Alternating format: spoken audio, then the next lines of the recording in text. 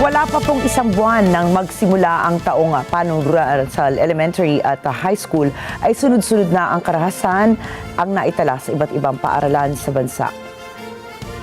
Una ang naganap noong June 16 sa General Trias, Cavite kung saan isang 14 anyos na babaeng estudyante ang pumasok sa silid-aralan ng mga grade 5 students at pinagsasaksak ang mga ito gamit ang isang kutsilyo. 7 estudyante ang naitalang sugatan. Makalipas sa 3 araw, June 19, isang senior high school student naman po sa Cavite ang 5 beses na sinaksak ng kanyang kaklase sa loob din ng kanilang paaralan. Sumunod dyan ang naganap sa pamamaril o napamamaril sa isang paaralan sa Tacloban City noong Lunes na ikinasawi ng 3 mag-aaral. Ang mga sangkot, 15 anyos at 14 anyos na mga estudyante. Nagdulot din ng matinding pagkaalarma sa publiko ang kumakalat na conversation ng 2 menor de edad na sangkot sa krimen. Anilang minors cannot be charged.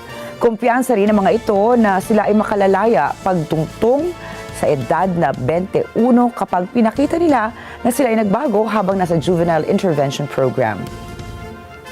Batay po sa datos ng Council for the Welfare of Children o CWC, 70% ng mga children in conflict with the law o CICL ay lagpas 16 anyos ang edad at 30% naman ang below 15 years old.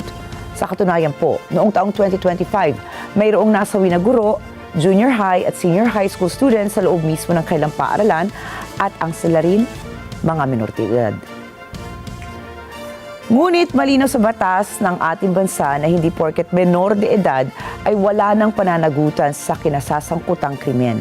Sa ilalim po ng Republic Act No. 9344 or Juvenile Justice and Welfare Act of 2000, 15 years old ang minimum age ng criminal responsibility. Ang isang CICL na may edad 12 hanggang 15 na nasasangkot sa krimen kagaya po ng murder ay exempted sa criminal liability at kikilalaning neglected child.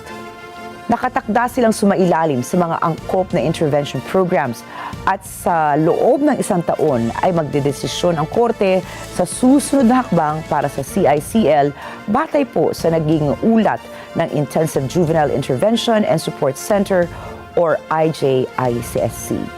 At bagamat exempted sa criminal liability, nakaharap pa rin ito sa civil liability. Ibig po sabihin, hindi ito makukulong ngunit may penalties pa rin na multa or monetary damages pagbalik ng kinuha o restitution at injunction o yun po yung pagbabawal ng korte na gawin ang mga partikular na aksyon na pwedeng makapagdulot ng karagdagang pinsala.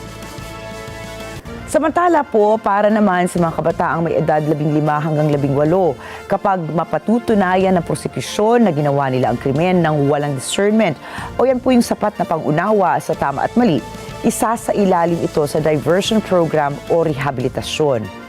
Ngunit kung mapapatunayang mayroon itong discernment, doon pa lamang uusad ang formal na kasong kriminal laban sa kanya. Hindi lamang ang mga CICL, kundi pati na rin ang kanilang mga magulang ang may pananagutan sa batas kaugnay ng krimeng nagawa ng kanilang anak. Noong Miyerkules, sinampahan na nga ng kasong 3 counts of murder, frustrated murder at multiple counts of serious physical injuries ang 15 anyos na sangkot sa pamamaril sa Tacloban City na si alias Rod. Wala namang isinampang kaso sa kasama nitong 14 anyos na si alias Nash dahil sa probisyon ng Juvenile Justice and Welfare Act. Ngayong pabata ng pabata ang edad ng mga nakagagawa po ng krimen at tila walang takot ang mga ito dahil sila ay protektado ng batas. Isinusulong ngayon ng ilang mambabatas na amyendahan na ang Juvenile Justice and Welfare Act at babaan ang age of criminal responsibility. Panukala po ni Senador Robin Padilla na ibaba sa 10 taong gulang ang age of criminal responsibility. Anya, sana ay mabigyan ng panahon at pagkakataon ang kanyang panukala na maamyendahan ang juvenile law.